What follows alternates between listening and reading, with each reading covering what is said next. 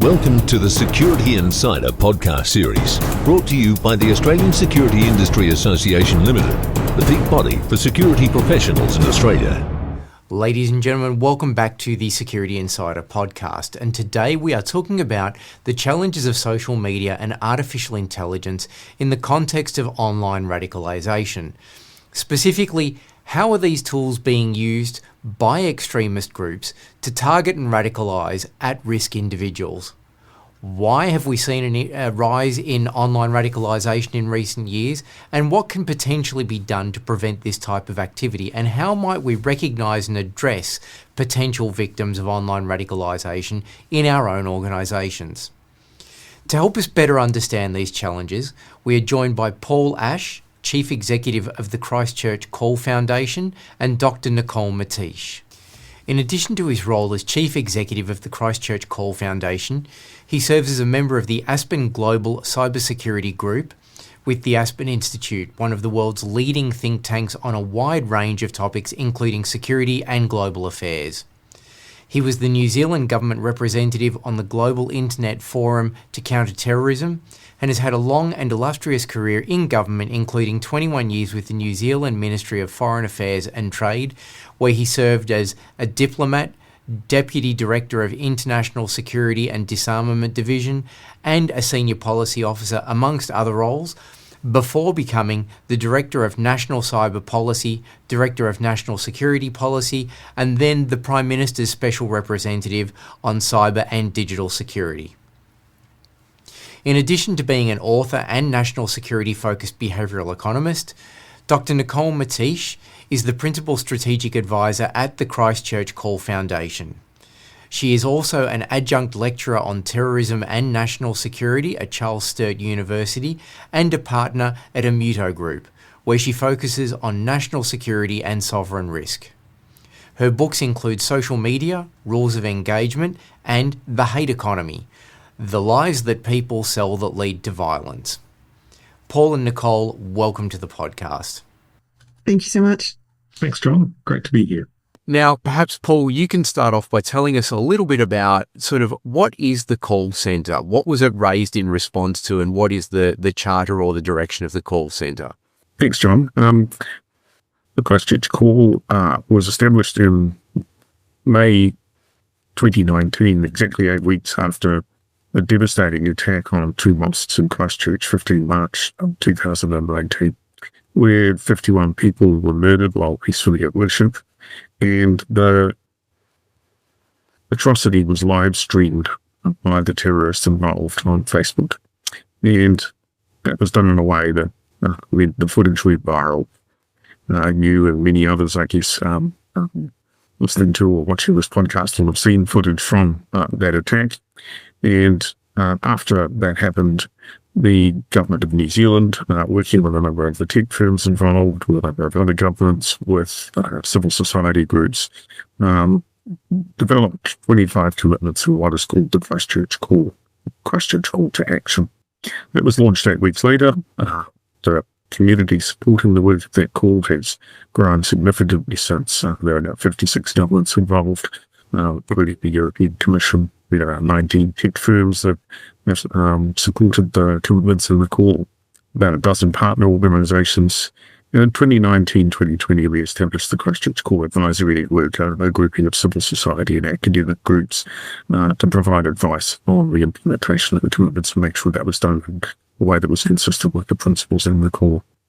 Fast forward 5 years, we've held a number of leader summits through the time since to assess how implementation of those commitments is tracking and to develop some work programs that are aimed at making much harder for anyone to live stream a terrorist attack and to work on eliminating terrorist and violent extremist content online. Okay. And Nicole, you were brought in as part of this project, I think from you mentioned before the podcast around November 2020. Sort of what's your involvement and what are you doing with Christchurch Call? So I moved over to New Zealand in November 2020 to join the Department of Home Affairs as they stood up their response to the Christchurch attacks, which was mostly regulatory focus along with some prevention work as well.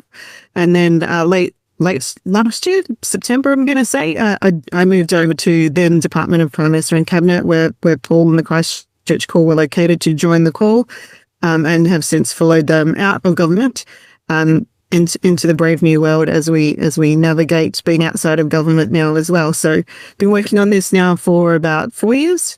And certainly, I felt at a personal level an Australian, came over to New Zealand and did a lot of harm. And I felt very strongly that an Australian should be part of the solution. So I've been working hard at that. Excellent. So look, to bring us to the subject that we want to discuss today, and you're both perfectly placed to help talk about this. We're looking at the issue of social media and the rise of artificial intelligence in social media, specifically around things like deepfakes, chatbots, and all that sort of stuff, because I think it is becoming, I feel it's safe to say that it's becoming harder and harder and harder to distinguish between what is real and what is fake. And it appears to me that we are seeing a growing number of reports in the media whereby, and I'll try and draw on examples, and police, you both correct me if I'm wrong in any of this, but we're seeing examples throughout the last couple of years whereby certain state governments would be using things like chatbots to wind people up and try and destabilize nations. For example, we might have an anti-abortion protest taking place in one area, and a protest about women's rights to choose in one area, and then an anti-abortion protest taking place in another area. And we've got chatbots winding people up, sort of making these two groups meet in almost the same location.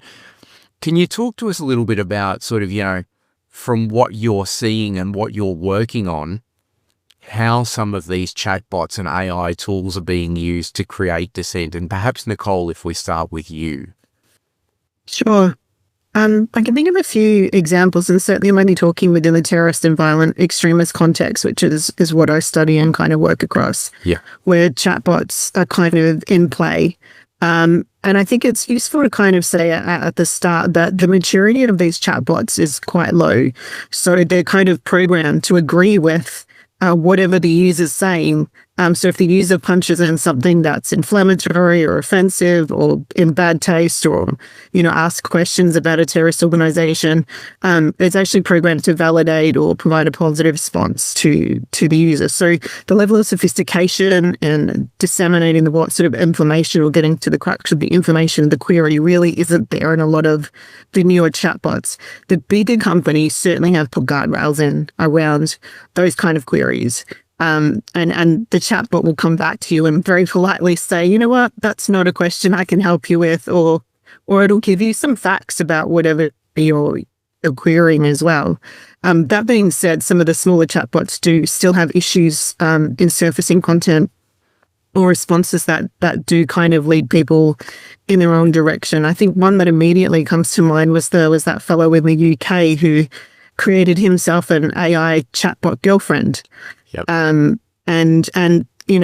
It's this self-reinforcing positive response kind of situation. And he said that he was an assassin. He said that he wanted to harm the then queen. And the chatbot gave him, positive kind of reinforcing feedback in that regard. So I think the level of sophistication of the technology has a lot to do with how a lot of kind of consumer off-the-shelf interactions you may have with that, but there are guardrails in place on the larger ones, which is great to see.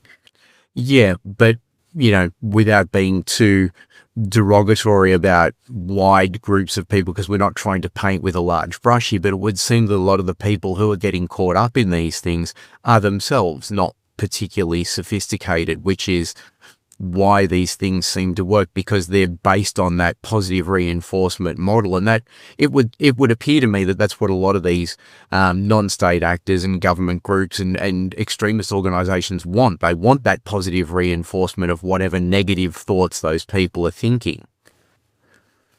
Sure. They certainly want to see that, but it's also a product of the technology at this point in time that's what they're getting. if we go 6 months, 12 months in the future, I think we're going to see a very different landscape with the kind of queries that people load in. Got to remember, AI is based on large language models, which are constantly learning and constantly being refined. So the more queries that people put into it, the more it learns and adapts. But it also gets it wrong. AI has a problem of hallucinating information. It gets things wrong quite consistently. So we're really at that stage where, yes, harm is being done, but it's also a product of the technological environment. And we're always going to find people who query, whether it's a chatbot or Google or any other kind of search engine functionality for that kind of information. And they'll go down and find some kind of, response that is receptive to their worldview. And that's the kind of train that they'll follow. Yeah. So, Paul, jumping across to you, I know Nicole has done a lot of work in the past around, radicalisation via social media and things like that. Following on from what happened in Christchurch, can you tell us a little bit about how some of these organisations are using online resources to help identify and radicalise potentially susceptible people with a view to understanding the process and perhaps preventing it? I think you've highlighted one of the key pieces of work we do in the Christchurch Call, which is looking to prevention measures. So very quickly, when we set out the Christchurch Call, the first thing we did was put in place crisis response mechanisms to deal with that. In effect, was providing a safety net after something like Christchurch had happened. And then the attention of the community turned to the commitments in the call around prevention of radicalisation development. So that's very much where our focus is at the moment.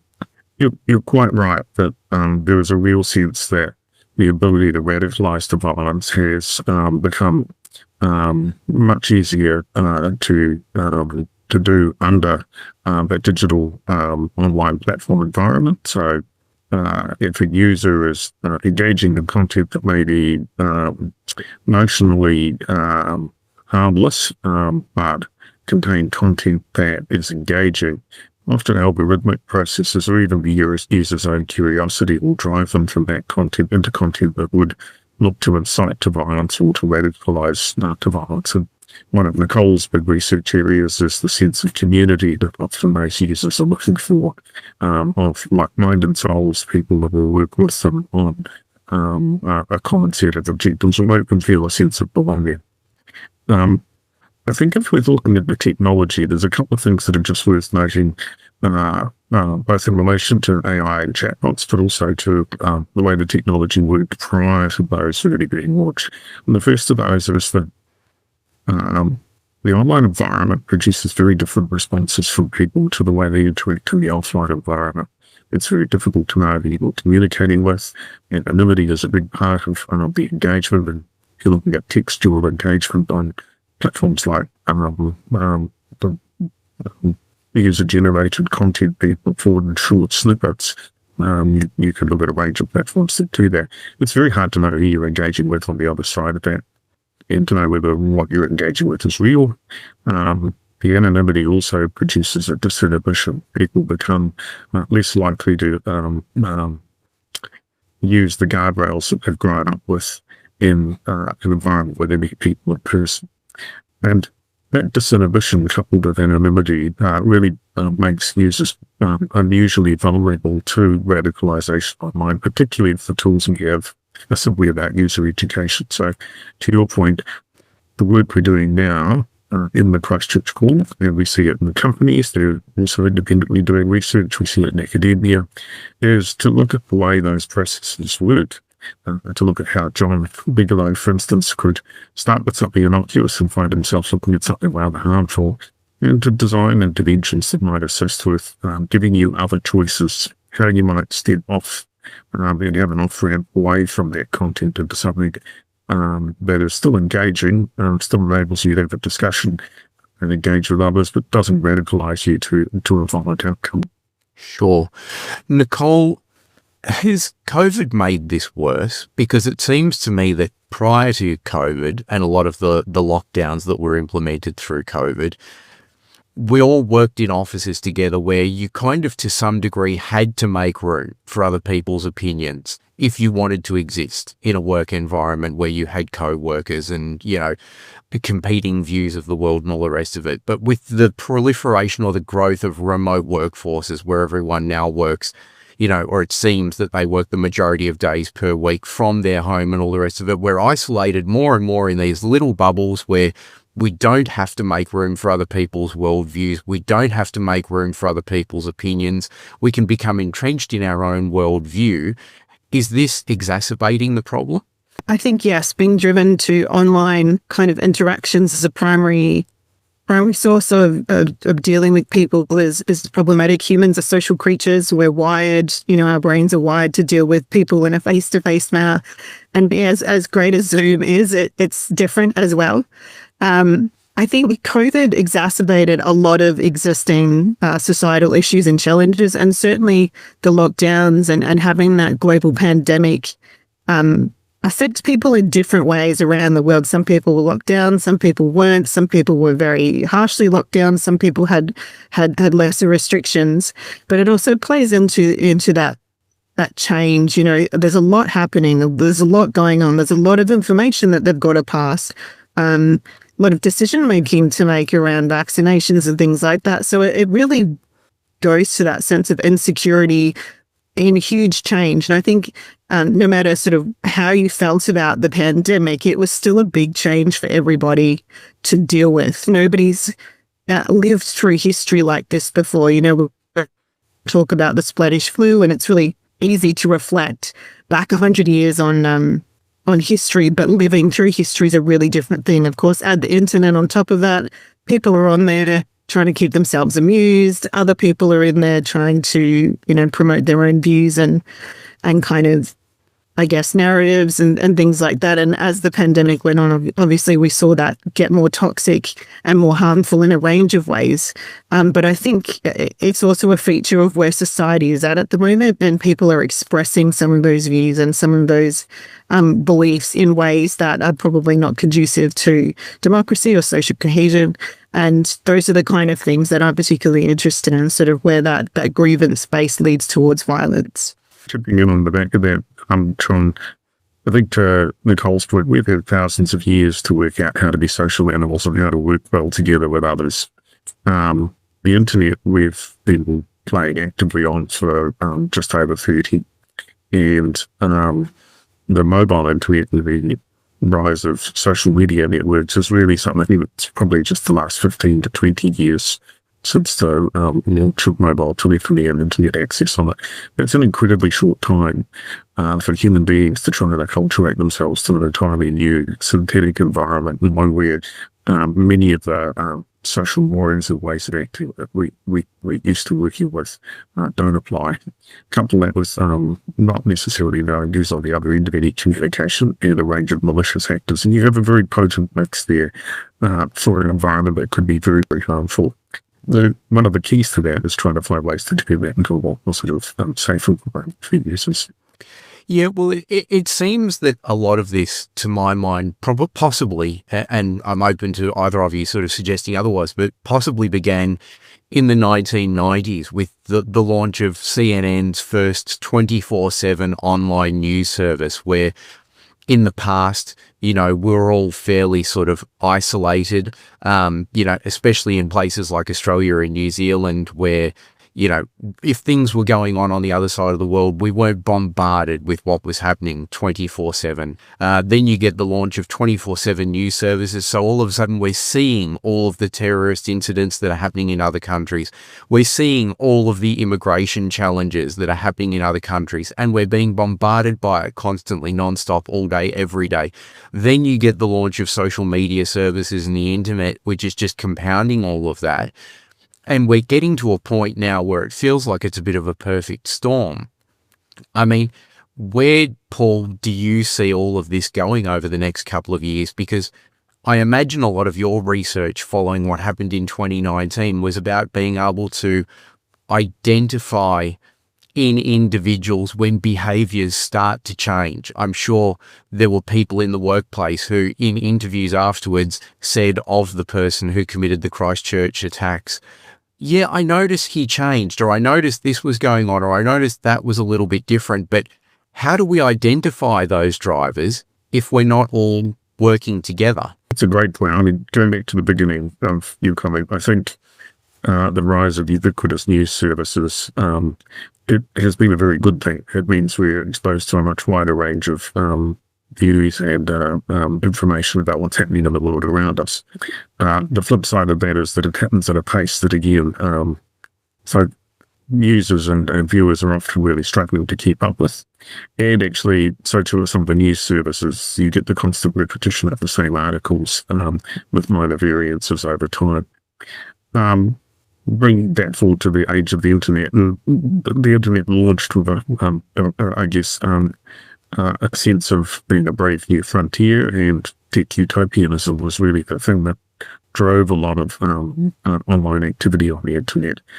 We're now at the point where we're starting to see that utopianism meant that we could have an open environment in a way that didn't bring a lot of the constraints or checks and balances that we have in the offline world prior to that, is one where we need to start thinking about ways to put some of those in place and ensure that they're both safe and human rights respecting the freedom of expression at the same time.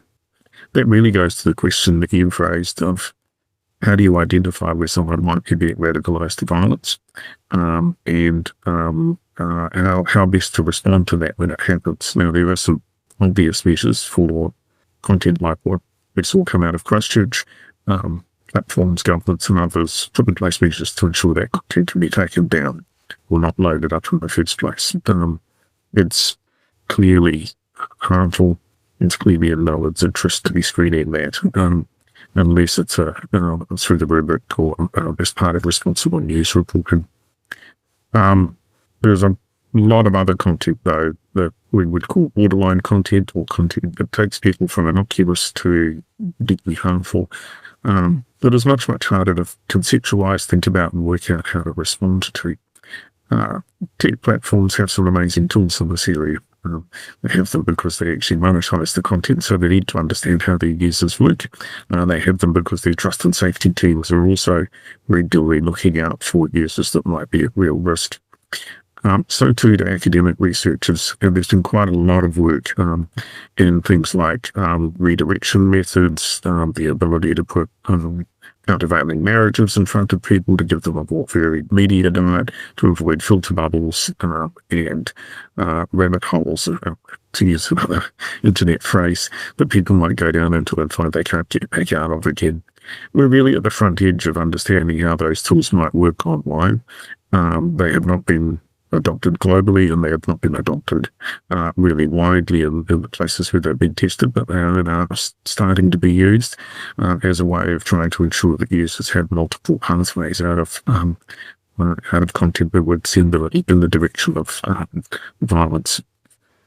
Yeah. That's happening on social media platforms with user-generated content. It gets much harder when you start to think about other mixed media environments, gaming platforms, or integrated chat and content platforms. And again, there's a lot of mix of academic, industry and governmental research and trying to look through how we adapt to these new environments, how we support users, but also how to go back upstream and look out for malicious actors who are looking to exploit those platforms in ways that are actually harmful to users. Yeah. Nicole, I guess one of the reasons why I'm asking how do we detect and determine whether or not someone's behavior patterns might be changing with a view to extremism or radicalisation is because, whilst, as Paul has just highlighted, there's a lot of, sites and services and all the rest of it that are specifically designed to, draw people in.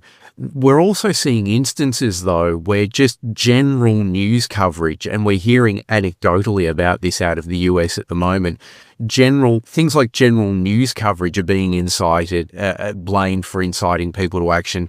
In the most recent attacks on presidential candidate Trump, for example, there have been, allegations that all the negative reporting around his views and the fact that he potentially represents a supposedly or allegedly existential threat to US democracy and all the rest of it has incited people to, do the wrong things. So these aren't necessarily things that we would try and lock down and say, well, that's a terrorist website. That's just a news service. So I guess if we were to look at it from the other end of how do we determine when someone's behavior patterns are changing, what sorts of things do we need to be looking for that might give us clues as to, okay, there's a potential insider threat issue here? There is no panacea to this solution, unfortunately. There are a range of things that we can look for. And I think if anyone had solved this by now, the world would be in a much, much more calm place. But certainly from a behavioural point of view, and you mentioned earlier this information environment where we've got this 24/7, it never ends. That actually affects the brain in quite a different way, because information deluge, overload, we're just not wired to compute that kind of amount of information. We weren't sort of built that way. Humans weren't built that way. So that's the first problem. We have a cognitive frontier that is overwhelmed by a lot of the information that is out there or that is pushed towards us. And the second point of that is our brains work in a way that try and shortcut our decision-making and thinking using heuristics to get from A to B. So when we're sifting all this information, we're also trying to pass through it, determine what may feel right, what might make sense, what we may know is fact, or what we might think, oh, I'm not so sure about that. That's all going on inside the brain as well. So when we get sort of down the path and people are ruminating over some of these more extreme ideas or ideas that are based in grievances that are leading to violence, what we see are sort of things like they'll retreat from their hobbies, their friends, their family. They'll kind of exclude themselves. A lot of it also has to do with whether they're radicalizing on their own or as part of a group. And certainly my expertise is more in the group sense. So what kind of influences the group are applying to that individual to get them to walk along the path that they want them to walk along. And that is on and offline. I still firmly am of the belief that there is a lot of interplay between the on and offline spaces with radicalization. But certainly, social exclusion is one of the things we look for. Also, how they are expressing themselves about perhaps the new ideas and worldviews they're adopting. There's nothing inherently wrong with adopting some of these ideas. It's only at the point where we get to those grievances manifest towards violence as the way to solve that problem that society kind of draws that social norms line and says, well, there's a freedom of expression, freedom of speech, and be free to believe, whatever you like. But the point at which you think that harming yourself or harming somebody else, that is a real big problem. So groups tend to do this in a very logical fashion. They like to keep people engaged online. They like to keep them time poor. And that's common with all kinds of high demand groups, not just terrorist groups, so that they can, watch content together, send them things to read and keep their information space really small and so that they get down to that path and they're a little bit more extreme in their views or going towards radicalization. I pivot on the radicalization point. I think radicalization is a spectrum and I've certainly published on this where radicalization, you're either radicalizing on a spectrum toward or away from violence or disengaging away from violence. So having extreme belief is not in itself an indicator that you are radicalized. You can hold many extreme beliefs and not be radicalized at all. It's only the point at which you're radicalizing on a grievance space towards violence that is sort of what concerns me. Yeah. And I guess that sort of brings me to my next question.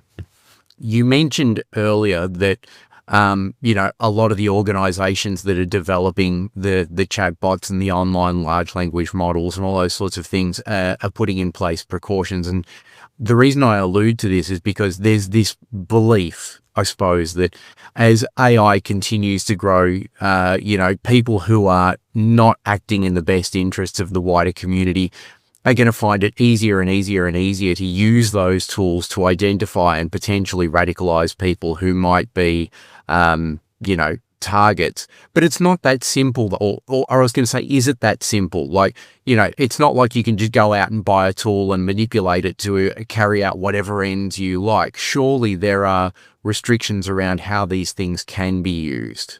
And Nicole, if you can perhaps kick that off.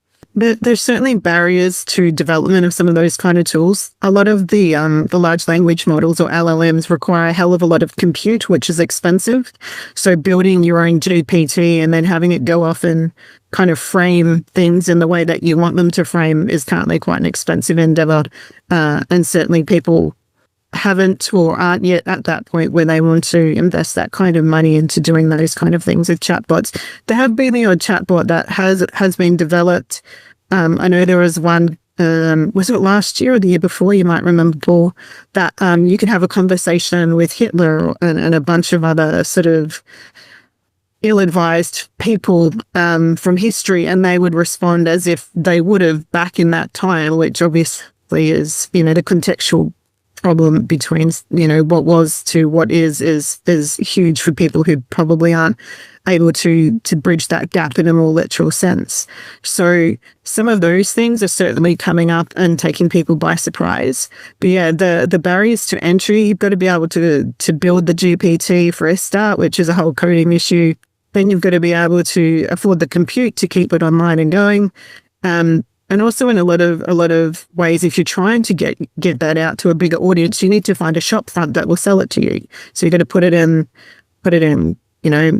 iTunes Store or the Google Play Store, and those stores will not have anything to do with any of those kind of products. So there are a few very rudimentary but very effective barriers to entry in that space already. Yeah, I guess one of the things we're seeing now is the development of a whole bunch of tools within AI that are designed for artistic purposes. I can say through whatever engine it may be, okay, I want a picture of a koala wearing a New York Lakers jersey, riding a tricycle and juggling chainsaws. And there's nothing particularly nefarious about that.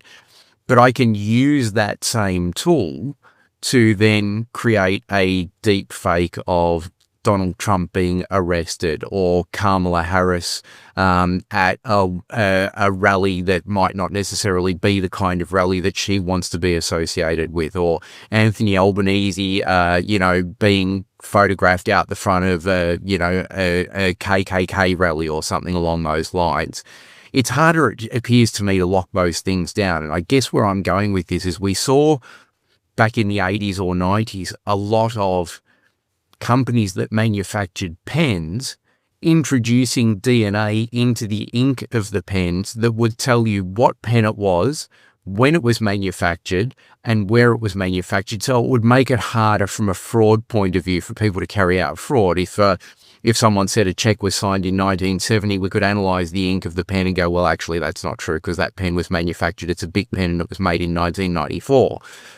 Do we think some of these AI generative tools need to build something into the code, or there needs to be legislation, and this is a question for you, Paul, there needs to be legislation building telltales into the code so that we can quickly and easily identify when we're seeing deep fakes or information that's not necessarily relative to the real world? Great question. I think your point, it is much, much easier to use those tools to generate images or text or content. Increasingly, it'll be audio that can be harmful and can be used to radicalise. The major companies are working really hard to try and put safeguards into that. I'll come back to that in just a moment. One of the big debates in the AI world at the moment is about the distinction between closed systems and open source systems, and the ability to build systems with guardrails and have those owned and operated and maintained by small number of firms, so that there are some assurances around safety, as distinct from the way most parts of the internet are developed in an open source culture where innovation and a real democratization of some of those tools kicks in. And there are major compelling arguments either way. That debate is well underway in the area of AI and large language models. And it is difficult to train a source model that does require access to data and compute power. It is also, however, easy to, in some of those open source models, spin off the model from a large model and stand up a special purpose LLM. And the costs for doing that have really reduced sharply in the last year or two, with some major LLMs now, large language models now in public and in open source environments. So there are some significant risks there, and it is really relatively straightforward to spin up, for instance, a manifesto or a text that would urge people to work towards violence. It's relatively straightforward now to spin up text that can be put into user-generated content and posted that has come from those artificial sources. Imagery, of course, you've described. One of the great challenges is how to manage for that and how to regulate for it. And I think the simple answer is we don't actually have the answers to that yet. I don't think governments have worked out the balance of regulatory measures that would have a desirable outcome. They haven't worked out how to manage that for unintended consequences. And there are competing regulatory models. There's usual in tech, there are really three of them. One that is largely driven in a Chinese context. China is a major regulator in the tech area. One that is the European model. They passed the AI Act and the Digital Services Act, which requires operators and developers of large models to test for risks and they audit for them. And the US model, which is now subject, I think, to the executive order from the Biden administration, which is starting to put some of those measures in place. But again, it's been very, very careful to make sure that there is scope for innovation. To your point about ink, there are a number of proposals out there to watermark or put labeling on AI content-based content or generated content to demonstrate its provenance. And there are 2 or 3 different competing groupings working on that at the moment. That's useful. It can tell you if you see a piece of content that has that label on it, where it came from, sometimes generated it. That brings some risks with it as well, particularly if you're working with human rights defenders or others who need to generate content anonymously because they're in autocratic societies or otherwise at risk. But it does give you the ability with certain bits of content to understand where they came from. What it doesn't do, though, is tell you what's happening in the rest of the online environment. And where content doesn't have one of those labels, it's actually not easy to understand where it's come from or who generated it. There's quite a lot of experience in provenance labeling outside of the tech world. Much of it's come from actually the agricultural trade world. And the experience there is that unless you can get to a point where the market is demanding provenance labeling and that you have critical mass, you actually have an overwhelming percentage of the market already labelled, those schemes really struggle. And they've had a very troubled history as we've thought through regulatory measures to put in place labelling regimes. And I'm not yet at the point where I'm persuaded that the AI environment will actually have a different set of dynamics to those other comedic environments in terms of labelling. That means that measures that have been put in place today are useful around it, but they're not going to be, I think, determinative. And we're starting to see that debate really spinning up, I guess, 6 months or more. 2 other things I'd just say about labelling quickly. One, they're compute resource intensive. They require a high degree of integrity around what's called the steganographic controls and cryptographic controls that sit around the labeling. They require a large amount of data and management sitting underneath that to be able to ensure that you have an auditable system. And I guess off the back of that, that labeling raises all sorts of issues then around counterfeit labeling and some of those other things that you normally see when you put a scheme of that sort in place. Okay.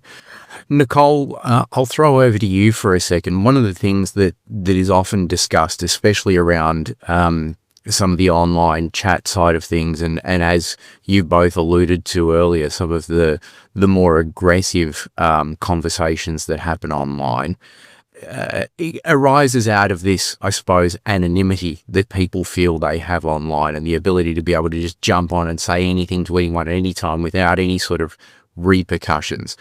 And so you often hear this refrain from certain sectors of the media, me included, saying, well, perhaps we just need to find a way to remove anonymity from the internet, and everyone needs to have an online identity that's linked to government-issued ID or whatever it may be when they sign up for a user account, so that we can track all comments back to the original source. Is that even possible, or is that just pie in the sky unrealistic? I think that's very dependent on which country you live in, because some jurisdictions are proponents of that approach. And in other countries, that would significantly put at risk people's lives. They wouldn't be able to protest or do a whole range of human rights-based activities in their countries of origins, because it's just not safe for them to do that. So I think it's quite a complex area. And I understand why there is that kind of sense of, well, everybody should be identifiable online, but not everyone lives in the West and doesn't have the democratic rights that we have in the West. So I think it's a difficult way to kind of approach the challenge in many respects. Perhaps Paul's got some thoughts on that as well. Paul? Yeah, you probably saw the look of alarm on my face when you suggested the idea that everyone has a digital ID that's auditable. It carries with it a whole range of public policy risks. And there's I think, a real debate around whether those risks outweigh the benefits. The anonymity of the internet has actually enabled users a great deal of freedom that they had taken advantage of for real positive purposes. They're putting in place a requirement that people be able to be identified online is technically exceptionally difficult. It's also probably not desirable in terms of digital equity and removing access to barriers to using the digital world. One of the great benefits of the internet is its flexibility, its open source nature as it was generated, and the ability of users to be able to use it in a really flexible way. So it may be tempting to look to being able to identify people online and have that moved back to some form of ID. But a simple use case would be, what would happen in a society where the government decided that it either didn't like individuals or whole groups of society having access to the internet and therefore refused to issue an ID. You can pretty quickly see that tending towards a reasonably dystopian approach, and indeed in some countries it's already doing that. And that's really absolutely opposite of what the internet was intended to deliver. Yeah. That's not to say that some of the security and safety issues are genuine and need to have solutions found to them. Those probably lie more in understanding how humans navigate the digital world and can build the kinds of social constructs online that they use offline to coexist and cohabit in that world safely. So being mindful of the fact that I've kept you for a while and we're coming close to the end of our time, Paul, perhaps I'll start this with you, but you began this chapter of your journey following a fairly tragic and horrific incident that happened in New Zealand. You've now been looking at the whole online and terrorism related side of things for 5 years. If I'm a security manager within an organisation, is there anything that's come out of your research over the last 5 years as far as recommendations that I can potentially implement within my organisation to help minimise insider threat activity and the risk of someone doing a similar sort of thing or being at least identified before they do? I think that really depends on what kind of organisation you're in. If you're running a social media platform, I think there's an awful lot that you can do to keep users safe, and that goes to building out a really good trust and safety function, making sure that you are engaging staff that have the best expertise in research, or that you're tapping into the best expertise in research around the way users are operating online, the way groups are looking to manipulate and affect users online. And that if you're a small firm entering into that environment, because most of the large firms already have trust and safety teams of that sort, you're looking at some of the open source tooling, or you're working with the growing private sector trust and safety market to bring those tools in as a service and enable you both to comply with regulatory requirements, but also to keep your users safe. if you're looking at an enterprise and you're worried about your staff or insider threat, whether you're government or the private sector, I think the best thing there, there's two strands or ways that organisations go.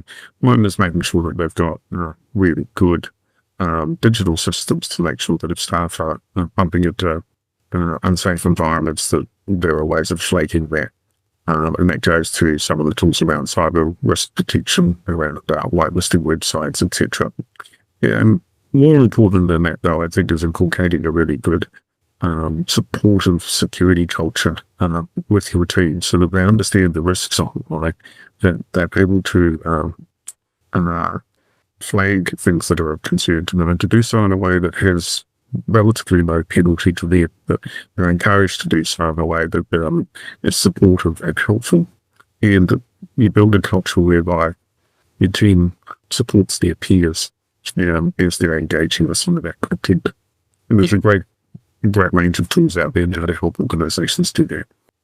Nicole, I'm throwing over to you here for the final word on this. Is there anything that you would like to add to those recommendations? On top of what Paul said, I would say for organisations, probably if you're concerned about your staff, I would take things back a step and make sure you've got a good vetting or interviewing process in place to, if you're in an industry that's particularly prone to sort of a particular type of risk, or if it's going to cause problems for your business, if you put particular views or kinds of approaches into that environment. You've got to manage that risk effectively. So making sure that you interview people thoroughly, that you check that what they tell you is true is really important. Because then once they're in your organization, you can build that culture and community around them and make that safe space for them not only to express their own views to a certain degree, but also to bring anything that alarms them or concerns them up in a safe way where they feel like they'll be supported through that process. Is there any room for organisations to be monitoring staff social media activity outside of purely work channels, just from the point of view of, have people's views, opinions or thoughts on the world changed in a significant way over the last number of months or years? I'm not sure that's an employer's role to do it. I'm not sure if it's lawful or not. I'm not a lawyer, so I couldn't tell you whether that's right or wrong. But I would say pushing the onus onto employers to be the point of detection in this probably isn't the best idea. It's not their core business. It's not their core expertise. There are companies and experts out there that can help you do that if you've come across something and it concerns you, reach out. But I'm not sure employers are the best point of detection. Yeah, although often people within organisations, and I think if I remember correctly, we saw this to some degree with what happened in Christchurch.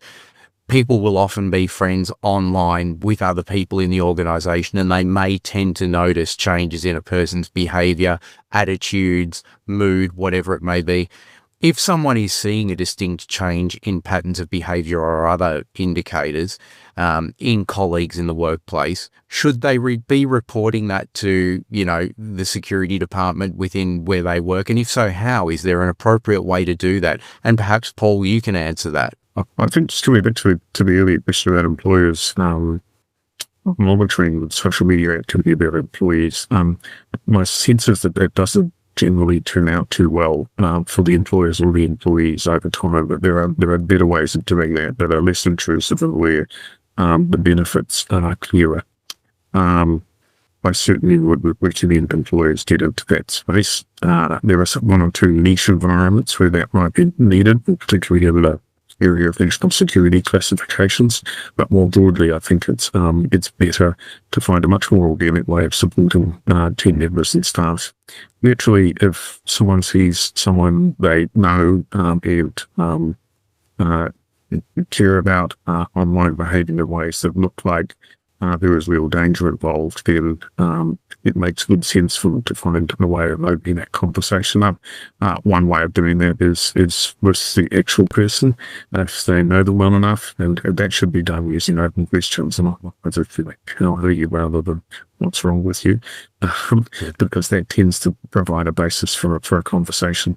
If there is content there that looks like it poses an imminent risk to the person or to someone else, then that should obviously be reported. If there's a real sign of danger or harm, that should be reported using the appropriate authorities, whether it's police or similar, to make sure that person is kept safe.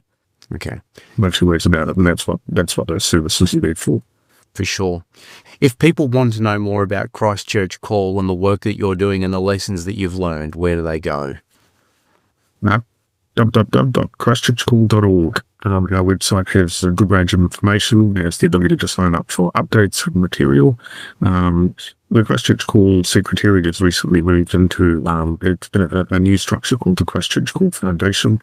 And as we build out that foundation, we're growing our communications capability, the ability to release research, and the ability to involve members of the Christchurch Call community and those interested in it in ways we haven't looked up to before. So the website's the best place to go, christchurchcall.org, and really would welcome feedback as people engage with it. Fantastic. Well, Paul, Nicole, thank you both very much for taking the time to join us in the conversation today, and we look forward to catching up with you in the future as the research develops. Thanks very much, John. And ladies and gentlemen, don't forget, if you've enjoyed this podcast, there are plenty more like this one in the ASIAL Security Insider series. You can find them on Apple iTunes, Spotify, Blurberry, the Google Play Store, and all the other great places that you can find amazing podcasts. And we look forward to catching you on the next episode. Have a great day. This podcast was brought to you by ASIAL, the peak body for security professionals in Australia. Stay informed with the latest industry news, development and updates by downloading the ASIAL Go app today, available exclusively to ASIAL members on both iOS and Android.